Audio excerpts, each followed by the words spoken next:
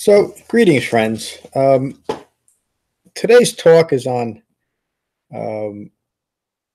what the Buddha awakened to, dependent origination, and the modern.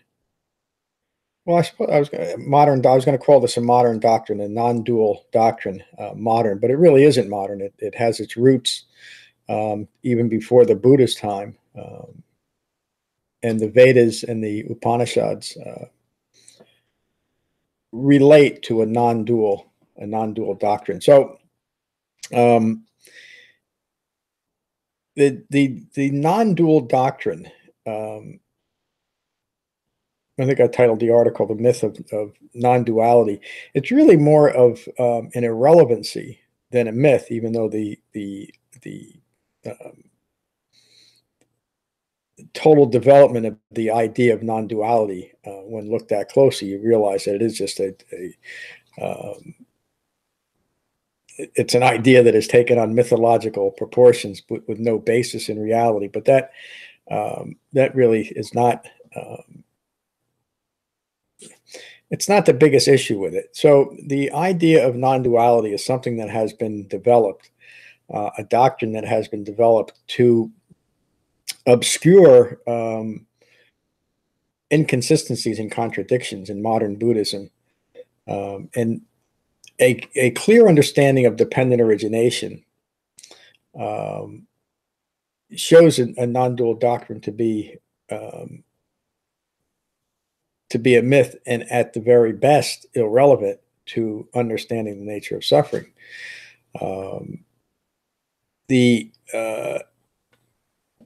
I'm having trouble getting the complete explanation of this in the way that I'd like to say it, without sounding like I'm beating up on all modern Buddhists, because that's not my intention. My intention is simply to bring clarity to something.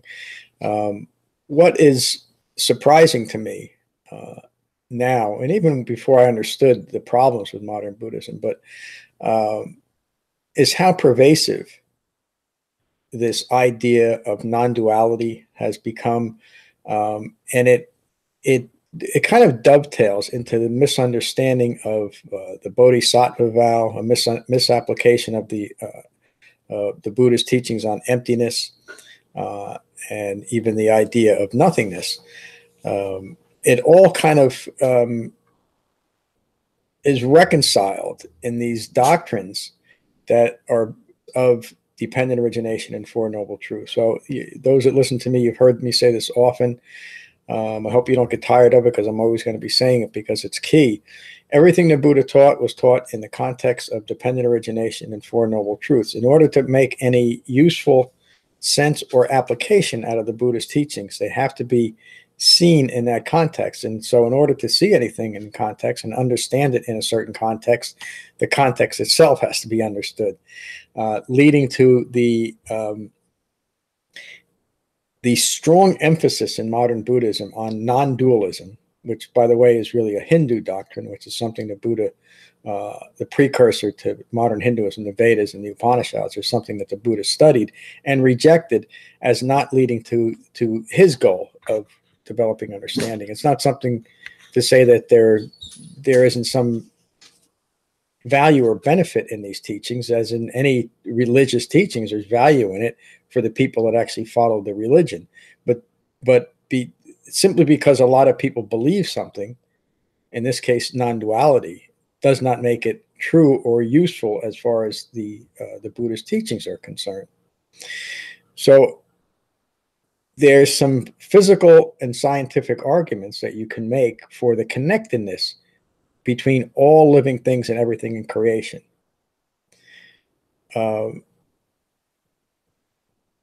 Everything on the physical plane of the earth has components of stars in them. In other words, we all come from some substance, and the energy that was manipulated to form. Let me say this another way. We are all part of the same underlying energy and underlying matter.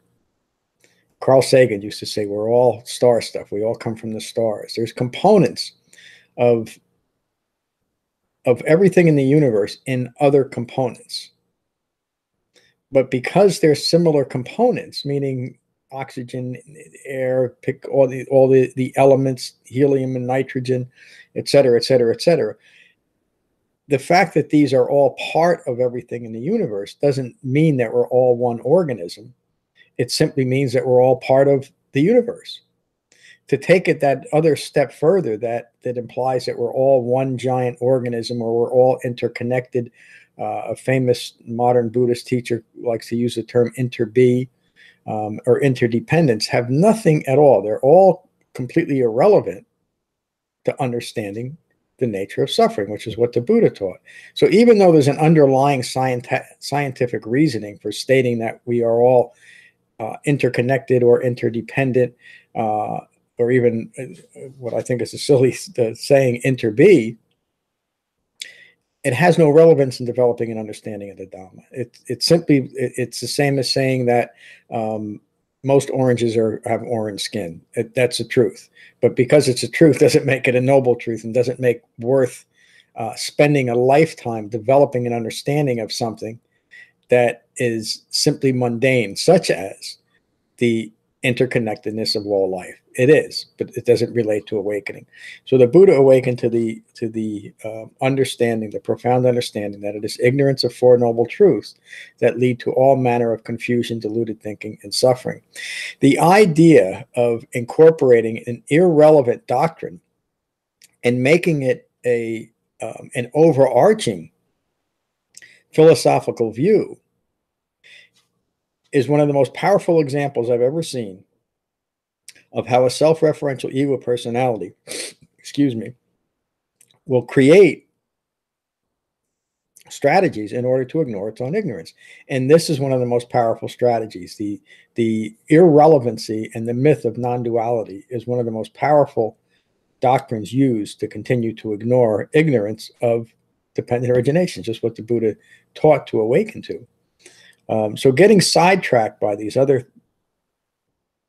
strategies, these other doctrines, again, the non-dual doctrine, the misunderstanding of emptiness. The Buddha taught emptiness not as some vague environment that we all somehow live in, although are unaware of. Or taking that even a step further, the notion of nothingness, that there's no such thing as a self, is all part of this compensatory doctrines that have been developed to explain away ignorance and not develop dependent origination the way the Buddha intended it to be understood. He taught dependent origination in the Paticca Sutta and many, many other suttas. It wasn't just one teaching. The dependent origination is a thread that is in every one of the Buddhist teachings, if you look at it closely, and it's mentioned directly in many also. That initial ignorance of Four Noble Truths, which means that we're ignorant of the nature of dukkha. And dukkha means every type of suffering, from mild disappointment all the way to extreme mental and physical suffering, and everything in between. A living with a confused and deluded mind is an aspect of dukkha. It's suffering. Not knowing what's occurring in our own lives and not knowing how to respond to it appropriately is dukkha. So the Buddha described an awakened human being as that human being understands at a very profound level the nature of dukkha. The second noble truth states that craving originates and clinging perpetuates suffering. When craving is originating in ignorance and clinging to whatever is arising is rooted in ignorance, then what can follow can only be ignorant. And that is what the Buddha meant to be empty of. We should develop the Eightfold Path to empty ourselves of ignorance, not to achieve some vague, empty, non-dual existence.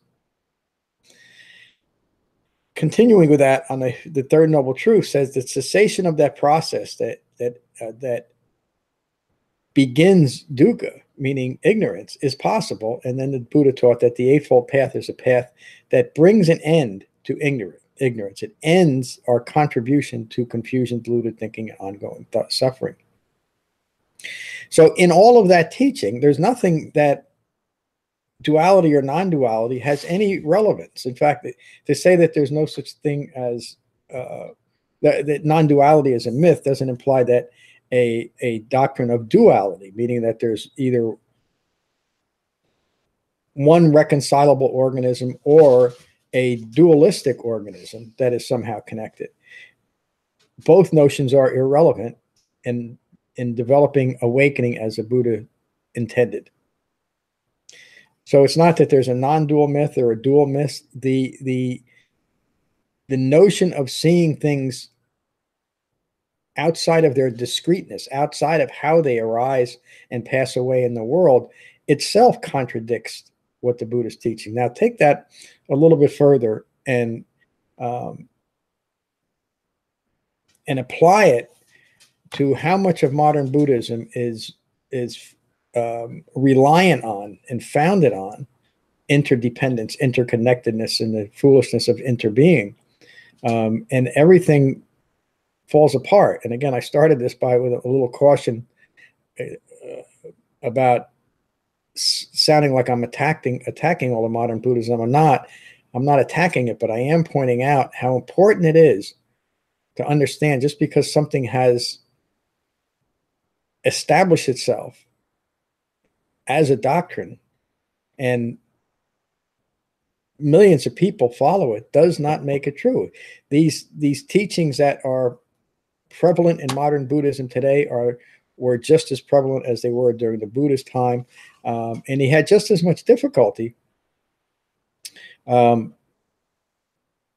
shouldn't say difficulty. He spent just as much time and effort in talking about what his Dhamma wasn't as he talked about what it was, because it was coming up even during the Buddha's time. Again, so the idea of non-duality and the things that are part and parcel of that doctrine of emptiness and nothingness, the misunderstanding of emptiness and nothingness, have nothing at all to do with dependent origination or what the Buddha taught. That millions of people believe it and follow these doctrines religiously is fine. It's the nature of religion. It's the nature of dukkha.